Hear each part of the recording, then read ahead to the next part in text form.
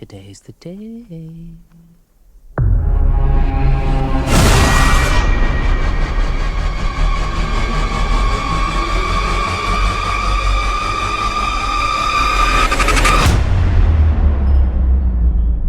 The Woman in the Yard is the newest Blumhouse horror flick to hit theaters. I say Blumhouse because Blumhouse notoriously puts out bad horror flicks in January, February, and March. Like, they have a horrible track record for the first quarter of the year.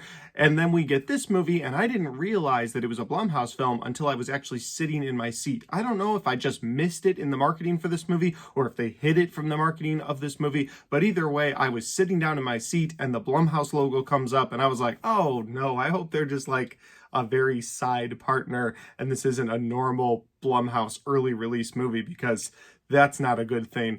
And then we got the movie and it 100% is one of those Blumhouse films. Now, I don't even feel bad telling you right off the bat that I didn't like this movie. If you really liked this movie, there was something in it that you really enjoyed, I apologize for all the negative things that I'm about to say. Let's get into it. Here we go. That is one big pile of shit. No, I shot him. Bullets in the fall killed him.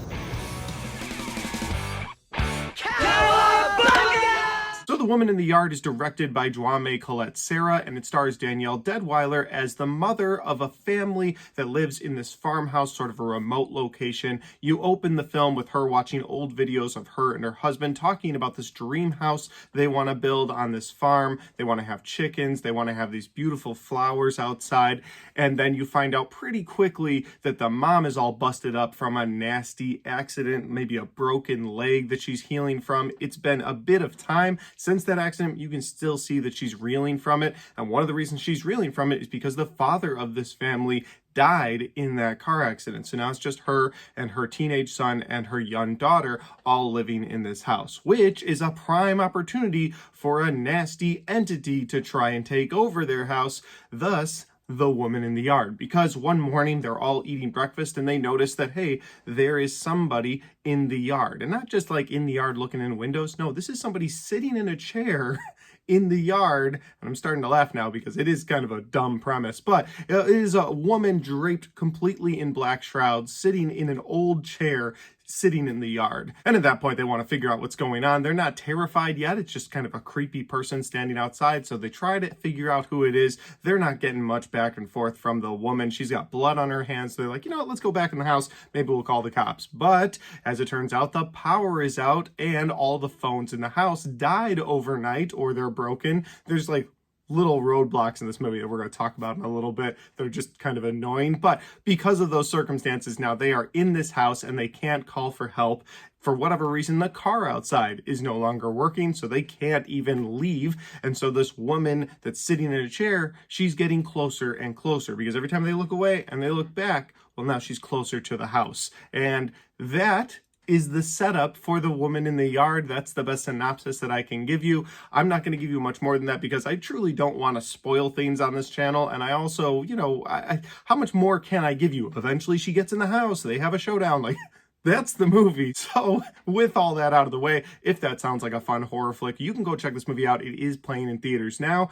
With that said, I don't recommend that you check this movie out. But before we get into my positives and my negatives for The Woman in the Yard, if this is the first time you found my channel, well, I would love for you to hit that subscribe button. Check out all the different content that I have on my channel, whether you like movie reviews just like this, or ranked list videos, or Blu-ray talk. I've got a ton of Blu-rays back there. Love talking about those. I've got a little bit of everything for movie fans, and I'd love for you guys to check it out. All right, let's get into my positives and my negatives for The Woman in the Yard. All right, I was being a little nice to this movie when I said there were going to be positives because I meant positive. There's one positive that I have for this film. I always try to look for at least one positive, especially if I really don't like a movie, but this one was easy to pick out because while this movie is filled with Blumhouse jump scares, and that can get a little grating at times, there is one scene in this movie in a barn about the middle point of this movie that was genuinely creepy. You've got a situation where one of the characters is trying to run for help, so they run into the barn, and then all of a sudden this woman that's been sitting in this chair for the bulk of the movie, all of a sudden the sheets move and the woman's gone. And you're like, oh, okay, that's kind of cool. Like, that was a good visual. And then you see her sort of glide past the window. And then you see this character and the woman sort of go on a collision course for each other. And it's got a lot of tension in it. It's got a lot of really good moments right in that little scene that really created tension. And it also created a little bit of dread. So I liked that one scene. I wish the movie had been more like this one scene.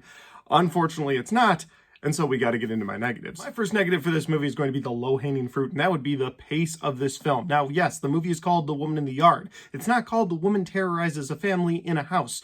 And you do get a bit of that towards the end, or that moment in the barn that I actually liked. But for the most part in this movie, it is a woman sitting in a chair in the yard, sometimes saying things to characters, but otherwise just staring at the house. And it's so mind-numbingly slow-paced. For an hour-and-a-half film, like, that's a tight runtime. This could have been a 20-minute short, and it probably would have been more effective. Instead, you get this mind-numbingly slow hour-and-a-half paced film where this woman is just sitting in the yard looking at the house, and the characters are inside being the most annoying versions of themselves that they can be. I'll give the little girl a pass. She's just being a little girl. I actually didn't mind her character.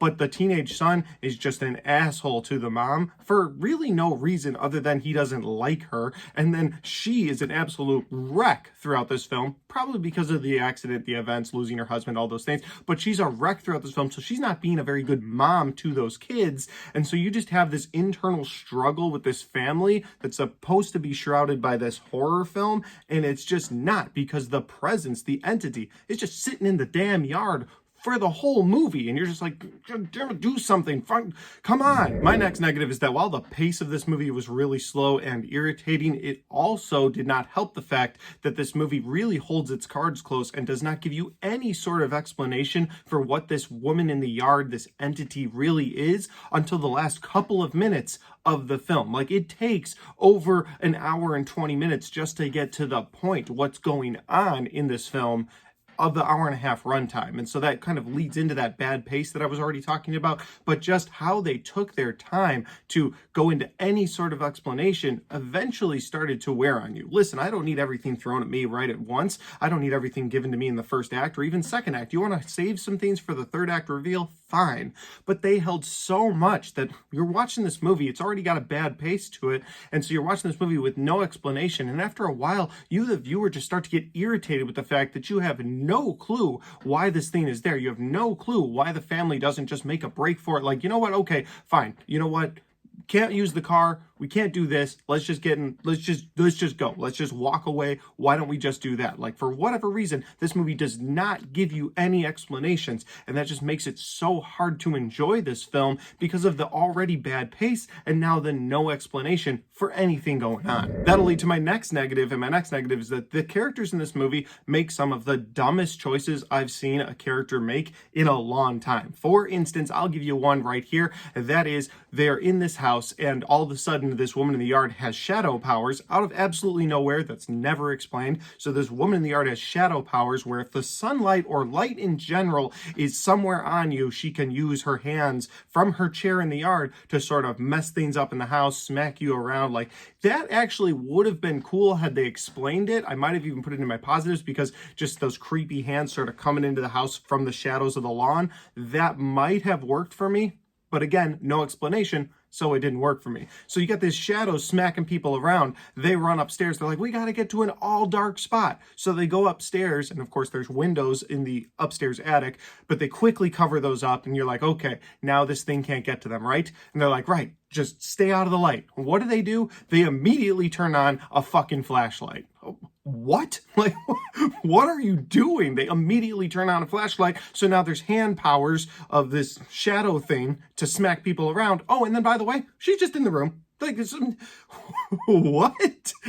Who decided what they were going to do with this third act? Because they just had to get away from the light. And then all of a sudden, that didn't matter. She was there. So that was annoying. Again, they do kind of explain how she got in the room in the last couple of minutes. But when you're watching this in the moment, everybody, and I mean everybody that was in my theater, there was a good 30 plus people in my showing, Well, they all laughed, and me too, because it was just like the rules are just not making any sense. You're just making this up as you go along. The show where everything's made up and the points don't matter. And that'll lead to my biggest negative for this movie, the one that really put this movie over the edge for me. All those other things were annoying. We've seen those annoying horror tropes before, but this was the biggest issue, is that the overall narrative of this film, what this entity is absolutely one of the worst I've seen in a horror movie in a long time. And the roadblocks for the characters to get out of this situation, also some of the dumbest roadblocks I've seen in a long time. So the overall roadblocks in this movie, every horror movie has some to keep the characters where they're at so that they can't get away from whatever the entity is.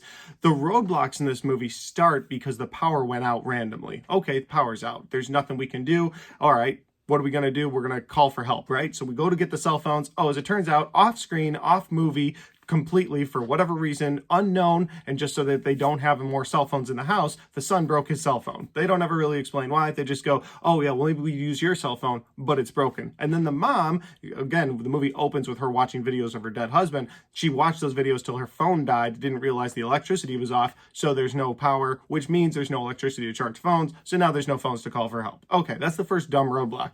The next one is the car in the garage, which apparently works just fine, except for when the woman is in the yard. Now you could say, okay, maybe the entity is sort of stopping things and stopping the car from working, but when you find out what the entity is at the end of the film, and I won't spoil it here, but when you find out what the entity is, that makes zero sense, because multiple characters try to start that car and it doesn't work. The case could have been made that if it was just one of the characters that's linked to this woman in the yard, then maybe you could say, okay, that makes sense why they never got away with the car. But because multiple characters try to turn that key and the ignition doesn't work, that's a big problem for me. Another roadblock is they have a dog. Yeah, it's a little cute dog, but it's still a dog that might be fierce, might bite the ankles of somebody.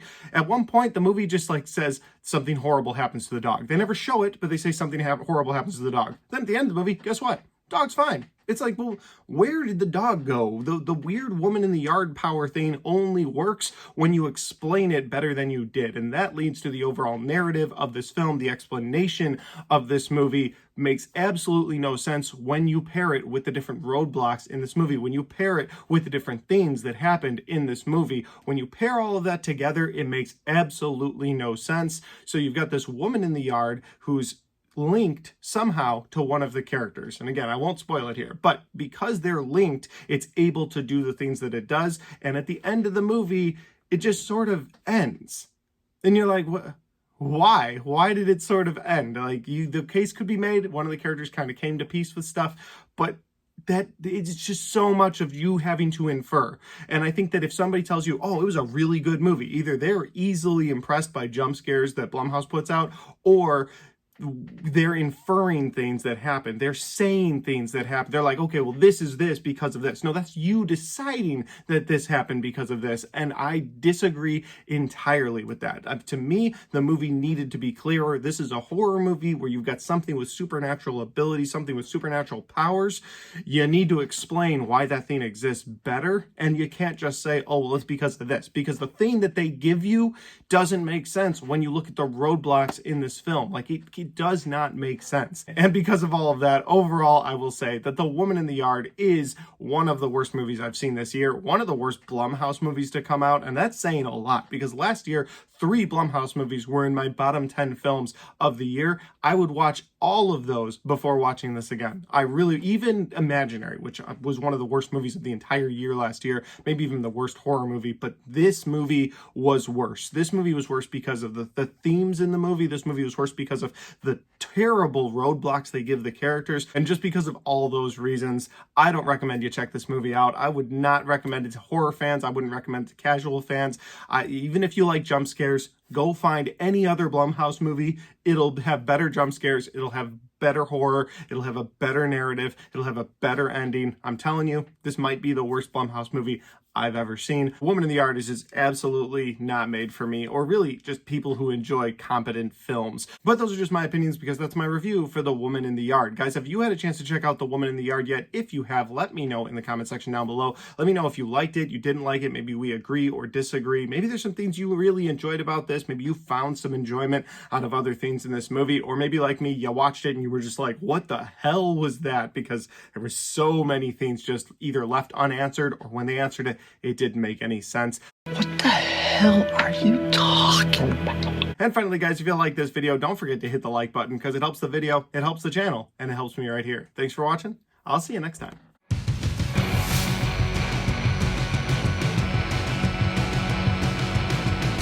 Alright guys, we got to the end of my Woman in the Yard review. I hope you guys enjoyed this review. I also really hope that we don't get any more Blumhouse films like this for the rest of the year, because if we get another Blumhouse film like this or worse than this, I might lose faith in Blumhouse just completely and wait for everything that they make to hit streaming, because just going to the theater, wasting my time is so annoying. And I think the reason I haven't lost faith in Blumhouse up to this point, even though they've put out some bad movies lately, is because every once in a while you'll get a Black Phone movie, or you'll get a Megan movie, or Halloween 2018. Like, all of those were Blumhouse films. They were all really good, and so I want Blumhouse to do better. But the thing is, they just throw cash at a movie. They're like, go ahead and make this. It's gonna make money no matter what because it's horror. And I really hope that trend stops. I really hope that trend of, oh, well, it's gonna make money no matter what, just stop soon, and they start focusing in on better movies. I'd prefer less horror movies from Blumhouse a year if we got 2 good ones. But last year, what did we get? 3 or 4 that all sucked. And this year now, the first one out the gate sucks. And it's like, all right, well, Megan 2 is coming out later this year.